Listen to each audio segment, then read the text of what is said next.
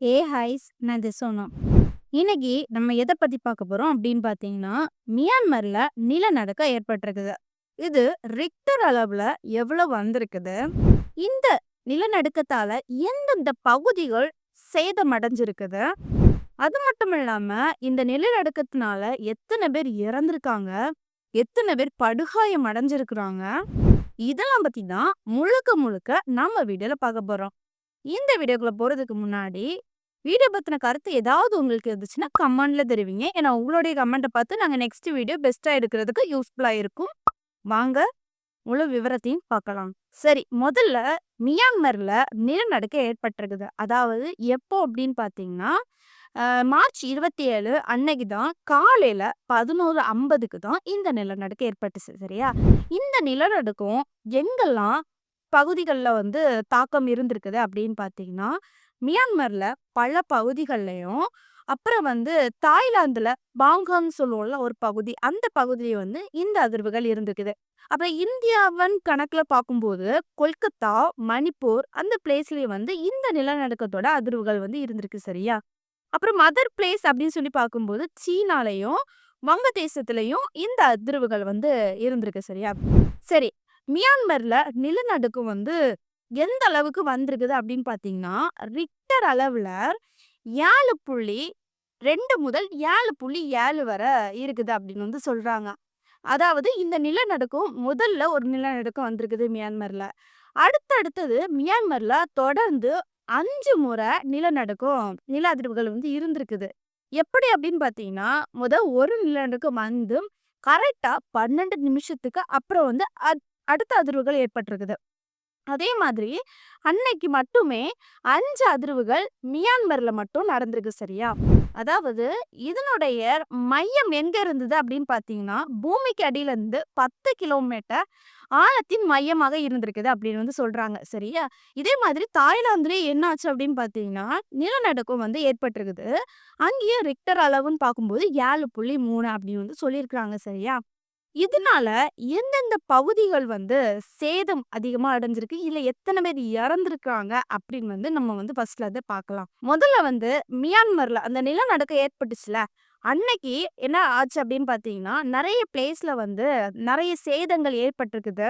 நெறைய கட்டிடங்கள், அதாவது சீட்டு இருக்குல்ல, சீட்டு வந்து இடிஞ்சு விழுந்தா எப்படி இருக்குமோ, அந்த மாதிரி என்ன ஆச்சு அப்படின்னு பார்த்தீங்கன்னா, பெரிய பெரிய பில்டிங் எல்லாமே வந்து பப்படம் மாட்டம் நொறுஞ்சு விழுந்திருக்கு. சரியா? இதுல வந்து நெறைய பேரு உயிரிழப்பு ஏற்பட்டிருக்குது. அதே மாதிரி நெறைய பேத்துக்கு படுகாயங்கள், அதாவது காயமடைஞ்சு ஹாஸ்பிட்டல்ல ட்ரீட்மெண்ட் எடுக்குறாங்க. முதல்ல ஆரம்பத்துல வந்து மியான்மர்ல வந்து என்ன சொன்னாங்க அப்படின்னு பார்த்தீங்கன்னா, ஒரு 55 டூ 100 பேர் தான் உயிரிழந்திருக்காங்க அப்படின்னு வந்து முதல்ல கால்குலேஷன் பண்ணி சொல்லியிருந்தாங்க பார்த்ததுல.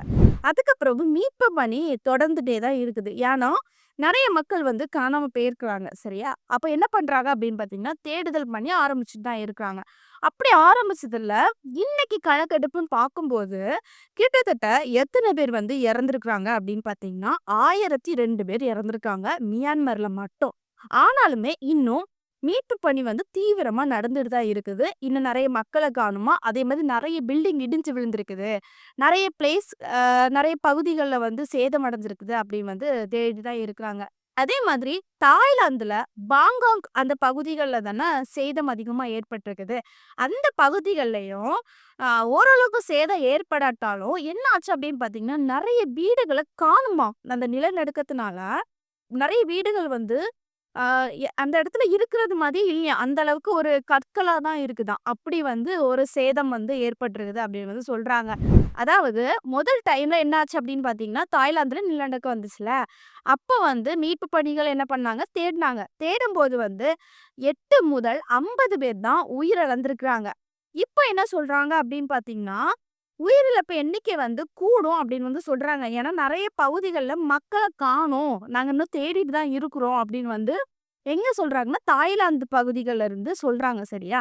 அதாவது எத்தன பேர் படுகாயம் அடைஞ்சிருக்காங்க அப்படின்னு வந்து பார்க்கலாம். மியான்மர்ல அந்த நிலநடுக்கம் ஏற்பட்டு டைம்ல வந்து என்ன சொன்னாங்க அப்படின்னு பார்த்தீங்கன்னா, ஃபர்ஸ்ட் 200 பேர் தான் படுகாயம் அடைஞ்சதாட்டு சொன்னாங்க.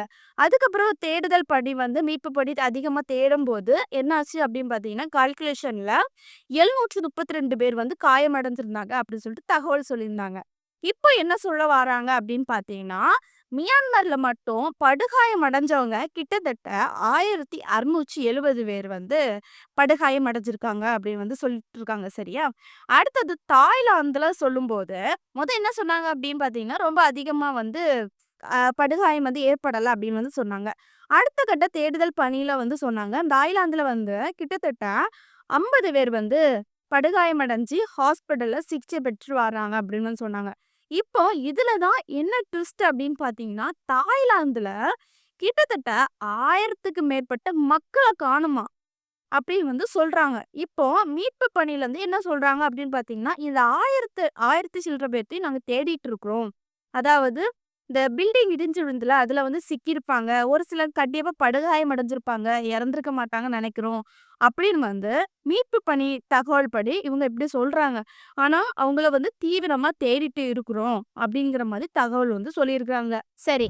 இதுக்கு முன்னாடி மியான்மர் பகுதிகள்ல நிலநடுக்கம் ஏற்பட்டிருக்கா அப்படின்னு பார்த்தீங்கன்னா, இதுக்கு முன்னாடி வந்து நிலநடுக்கம் ஏற்பட்டிருக்குது. அதாவது பயங்கரமான நிலநடுக்கம் ஏற்பட்டிருக்கு. சரியா? எடுத்துக்காட்டா உதாரணமா சொல்லணும் அப்படின்னு பார்த்தீங்கன்னா, 1930ல வந்து பாகோ பகுதிகள்ல வந்து மோசமான நிலநடுக்கம் ஏற்பட்டிருக்குது. அது மட்டும் இல்லாம 1912ல வந்து மேவியா பகுதிகள்ல ரிக்டர் அளவுன்னு பார்க்கும்போது 7.9 ரிக்டர் அளவுல வந்து நிலநடுக்கம் ஏற்பட்டிருக்குது. ஆனா இப்போ வந்து ரிக்டர் அளவுன்னு பார்க்கும்போது 7.2லேருந்து 7.7 வரை இருக்கும் அப்படின்னு வந்து சொல்றாங்க. ஆனா அந்த டைம்லயே 7.9 அளவுல வந்து பெரிய நிலநடுக்கம் ஏற்பட்டிருக்குது. அந்த டைம்ல அப்ப எந்த அளவுக்கு சேதம் வந்து நடந்திருக்கும் அப்படின்னு நினைச்சு பாருங்களேன். அதுதான் பெரிய நிலநடுக்கம் அப்படின்னு வந்து சொல்றாங்க. ஆனா, அது மட்டும் இல்லாம என்ன சொல்றாங்க அப்படின்னு பார்த்தீங்கன்னா, மியான்மர்ல நெறைய பலமுறை வந்து நிலநடுக்கம் ஏற்பட்டது அப்படி வந்து சொல்றாங்க. இப்போ எல்லாத்துக்குமே என்ன தோணும் அப்படின்னு பார்த்தீங்கன்னா, எதனால மியான்மர்ல அதிகமா வந்து நிலநடுக்கம் ஏற்படுது? என்ன காரணம் அப்படின்னு வந்து தோணும். அது எதனால அப்படின்னு பார்த்தீங்கன்னா, அதாவது பூமிக்கு அடியில இருக்கிற யுரேசியன் தட்டுன்னு சொல்லிட்டு ஒரு ஒரு தட்டு இருக்கு சரியா? அந்த தட்டு வந்து மியான்மர் பகுதிக்கு அடியில தான் இருக்குது அப்படின்னு வந்து சொல்றாங்க. அந்த தட்டு அதிகமா மத்த தட்டுகள நோக்கி மோதும்போது என்ன ஆகுது அப்படின்னு பார்த்தீங்கன்னா, இந்த நிலநடுக்கம் ஏற்படுது அப்படின்னு சொல்றாங்க. ஆனா, மியான்மர்ல வந்து அந்த பிளேஸ் வந்து இருக்கிறதுனால, அதுல வந்து அதிகமா வந்து அபாயம் இருக்கும். அடிக்கடி வந்து நிலநடுக்கம் ஏற்படும். அது வந்து கணிக்க முடியாது. அந்த மாதிரி சொல்லியிருக்காங்க. சரியா? அதாவது தட்டு நகர்வு எப்படி இருக்கும் அப்படின்னு பார்த்தீங்கன்னா, பூமிக்கு அடியில வந்து ஒரு தட்டு மாதிரி இருக்கும். சரியா? இப்போ மியான்மர்ல இருக்குல்ல, அந்த யுரேசியன் தட்டு மாதிரி. சரியா? அதுல வந்து தட்டு நகர்வு இருக்கும். அந்த தட்டு நகரும்போது என்ன ஆகும் அப்படின்னு பார்த்தீங்கன்னா, அந்த தட்டு இதுதான் தட்டுன்னா, ஒன்றோடு ஒன்றா மோதும். சரியா? மோதும்போது ஒரு தட்டு ஒண்ணுல மேல போகும், இல்லன்னா கீழ வரும். சரியா? அதனால தான் பூமிக்கு மேல என்ன ஆகுது அப்படின்னு பார்த்தீங்கன்னா, நிலநடுக்கம் வந்து அதிகமா ஏற்படுது. சரியா? இப்போ இந்த வீடியோ பார்க்குற நீங்க, இந்த நிலநடுக்கத்த பத்தி என்ன நெனைக்கிறீங்க?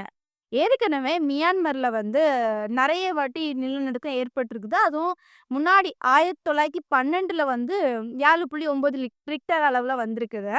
அதுக்கப்புறம் வந்து கொஞ்சம் கொஞ்சம் சின்ன நிலநடுக்கம் தான் வந்திருக்குது.